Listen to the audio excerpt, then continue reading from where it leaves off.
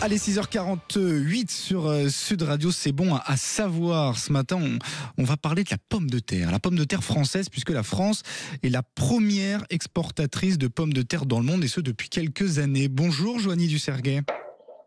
Bonjour. Merci beaucoup d'être avec nous ce matin. Vous êtes président du CNIPT, le Comité national interprofessionnel de la pomme de terre. 50% de notre récolte, ça fait quand même 3 millions de pommes de terre sont exportées chaque année par la France. Comment on explique ce succès, Joanie ? Tout d'abord, merci de nous recevoir. Alors Merci effectivement, on a un certain succès ces temps-ci. Comment ça s'explique? Tout à fait. En fait, on a un savoir-faire déjà en France. On cultive depuis maintenant plusieurs décennies au niveau de l'exportation.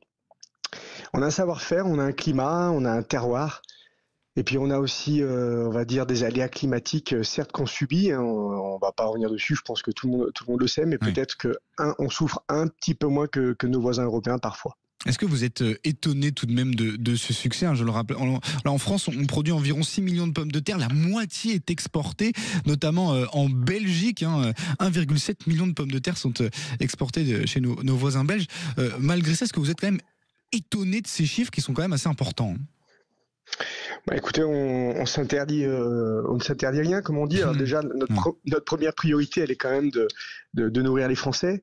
Aujourd'hui, on est un tout petit peu moins de 7 millions de tonnes produites, toutes débouchées confondues. Effectivement, Belgique, Espagne, Italie, Portugal, bref, nos voisins les plus limitrophes, représentent énormément pour nos marchés. Ils sont là chaque année. C'est très important pour nous de les suivre, et on essaie de le faire au mieux grâce aux producteurs français et puis à toute la filière française qui se mobilise. On dénombre combien, vous savez, de variétés de pommes de terre ? Je crois que le chiffre est assez impressionnant. Oui, c'est un petit peu plus de 4000. Mais j'ai envie de dire que déjà, voilà, si on parle d'une centaine de variétés, c'est celle que vous allez retrouver le plus communément et le plus souvent dans les rayons aujourd'hui. Justement, les Français sont très friands de pommes de terre. Quelles sont les pommes de terre qui se vendent le mieux aujourd'hui en France ? En fait, aujourd'hui, vous savez, on a depuis un grand nombre d'années maintenant, on a développé ce qu'on appelle la segmentation variétale, c'est-à-dire qu'en fait, on regroupe les variétés par usage, de sorte que le consommateur soit jamais déçu lors de son utilisation, parce que vous savez, il y a des spéciales frites, ça en général tout le monde le sait, mais il y a aussi des spéciales fours, spéciales vapeur. On les regroupe comme ceci. Le plus important, je pense aujourd'hui, c'est surtout de se dire, en fonction du repas que j'ai un emballage et une segmentation qui va m'aider à trouver la variété qui correspondra à mon usage. Et là, vous pouvez être sûr, vous ne louperez pas en faisant cela. On parle beaucoup ces derniers mois, ces dernières années maintenant de l'inflation qui touche tout le monde entier quasiment, mais surtout la France. La pomme de terre, et c'est aussi pourquoi elle est attractive, reste, Joanie, un produit peu cher, attractif en raison de son prix. Oui, exactement. La moyenne de prix relevé en magasin s'élève à 1,45 € du kilo. Donc on a une chance exceptionnelle là-dessus, c'est qu'effectivement on est à l'heure de la crise du pouvoir d'achat dont on parle tant, on a quand même quelques réponses. Puis je vais même aller plus loin. On a maintenant une journée internationale de la pomme de terre décrétée par les Nations Unies. Alors vous allez me dire quel est le rapport ? Le rapport, il est qu'en fait, les Nations Unies ont décrété cette journée parce que justement, on est l'aliment qui représente le meilleur ratio économie, c'est-à-dire accessibilité-prix, respect de l'environnement, et ça déjà, voilà, c'est énorme, et aussi nutriments apportés aux consommateurs.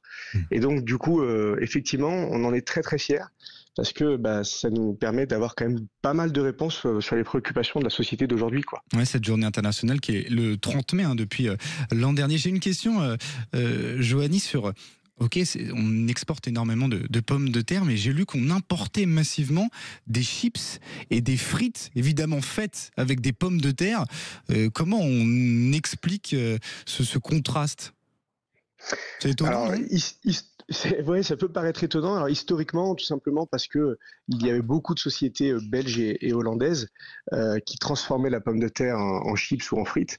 Ça change puisque déjà il y a quand même un certain nombre de sociétés françaises qui qui défendent notre produit français et la production locale. Mais en plus de ça, il y a quand même des usines qui sont en construction en France et notamment dans les Hauts-de-France. Donc on a de jolis projets ambitieux qui reviennent sur le territoire. Pour des raisons assez simples et pragmatiques, hein, c'est que plus vous êtes près des zones de production, plus vous réduisez votre coût de production, puisque vous avez moins de transport. Et donc vous êtes aussi plus proche de votre tissu de production. Donc voilà, rassurez-vous, il y a des unités qui se développent en France et c'est pour le mieux.